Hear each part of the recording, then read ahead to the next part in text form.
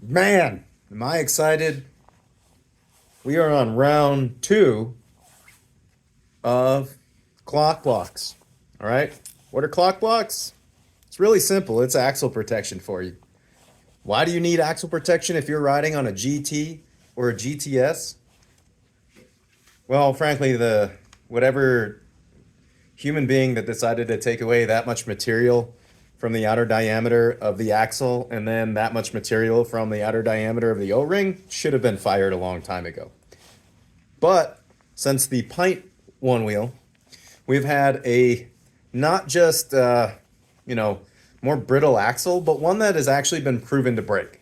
I've personally seen, I guess, about 24 motors that have had really, really bad axle problems on them.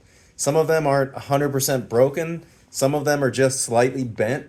But either way, it's a problem. And it's coming from kind of two parts, all right? The first part's going to be the axle carrier on the GT, all right? And like if you look at the way that they used to be on the XR and how deep that groove went on the axle, all right? That is providing much less space in between where those things are hooking for problems to occur.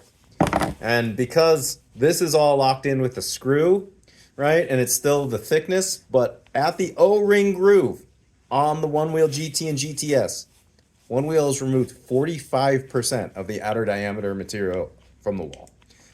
This is fairly unacceptable, and this is what's causing the motors to break, along with their inefficient running because of the assembly process on the motors, but that's in a different video. You can go check that out on YouTube. I kind of broke it down. Next time I get one of those motors in, I'm going to do a close-up video. This camera doesn't do really good with close-up, so everything gets blurry when I try to record how bad the Hall sensors are. But the last video, I showed exactly how bad they are, and now the motor works again. And man, it's a huge problem. Like, even if you don't have a problem with your GT motor now, you will in the future. So it's prudent to open it up, take the stator out, make sure the assembly's good, make sure the solders aren't cold, and make sure it's assembled properly, because that matters a lot. Now, back to these clock carriers. So, what do we get with them? Well, we kind of get that old XR style block where we've got, and we're going to grip onto a ton of that outer diameter material, right? The second thing is, by taking this motor, which normally sits like this, and turning it, we are now using the two thickest parts of the motor for its own strength. What that results in is about 67% more strength. Actually, if I remember the numbers right, I think it's like 63% more strength to the affected area, which is a lot. The XR motor is still the king. The XR motor in all of its forms is like 70% stronger than the GT and the pint motor, which means that converting over is the way to go, but then you have a problem with the connectors, right? So you got a problem with the connectors. My thing is, it's not worth it to send it back to the factory, so they're going to charge you for a motor and a controller. That part of it is irresponsible to me, because you as the consumer didn't make them choose the connector that blows, right? They chose the connector that blows. So when you go and you pay $800 to get your motor replaced and to get your controller replaced, they replace them with the same parts that faulted to begin with. Meaning that if you continue to ride the same way that you did before, which broke your board, there is a likely chance that you will again break your board. So what do we want to do? We want to make these connections simple so that they're easily repairable. Now, that's fine for my shop because that's what I'm interested in. If I am Future Motion, I am asking my team, how are we going to continue to make money off boards after we sold them? Because it seems to be that it is very unique. Well, it's not really unique to this company. It's just like a unique feature of capitalism.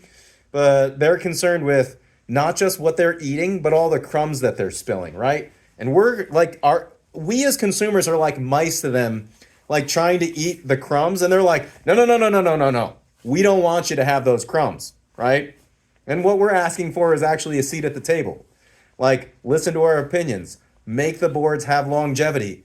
Make it so that the axles don't crack. Make it so that the motor doesn't overheat. But then don't make the solution to the overheating motor $850. Because you've basically gone, okay, well, again, you can replace the controller and the motor with the same controller and motor that blew the connector to begin with, or now you can install an $850 motor that still has the exact same chance to blow those connectors and needing those things replaced. And then you have to replace an $850 motor and the controller again. I'm sorry, but again, I've been around long enough to understand this, okay? A lot of people that are in it now have not been around long enough to understand it, and they need to. What you need to understand is that future motion is not your friend. What you need to understand is that all of their marketing data, all of their friendly stuff is so that we feel better about what they're doing. What are they doing? They're marketing unnecessary things that we don't need. They're still not giving us what we need. They're still sweeping up all their crumbs so that we can't have any crumbs. And then they're giving us a piece of shitty cake. You know what it's like? It's like watching someone with a bag full of Starburst, right, offer you the yellow Starburst. Everybody knows that only like 1 in 50 people enjoy the yellow Starburst as their number one flavor. Everybody else is going for red, all right? Pink, red, that stuff. And your friend's sitting there with an entire bag of Lifesaver, or with a entire bag of Starburst, and he's like, "Now here you go. Here's the yellow ones. Here are the yellow ones." And you're like, well, "This is great, but I just," right? Or then they're like, "Dude, can I get a red one?" And then they take the red one out of their mouth and offer it to you, and you're like, "No, that's gross. I don't want that." And they're like, "What the fuck is the matter with you, bro? You don't want my Starburst? You've been asking me for Starburst, and now I offered you a Starburst. You're not going to take my Starburst?" Bro, that's exactly what it feels like, all right? Future Motion, stop giving us yellow Starburst. Yo, they sell whole packs of reds ones now. Meaning that you can even customize your fucking Starburst now, but I can't customize my Onewheel because you have problems. Your problems aren't my problems. Don't make your problems my problems. My problems are I can't buy parts. My problems are I can't fix people's Onewheels. My problem was, during the pandemic, everybody was overcharging for all this shit. And so now, instead of Future Motion playing their own game and basing their price off their own thing, they're basing them off of pandemic-era used parts pricing. Dude, stop, all right? The EUC manufacturer is out of control, too. That's a whole different story for a different day. I think I'm done ranting for right now. Buy some clock blocks.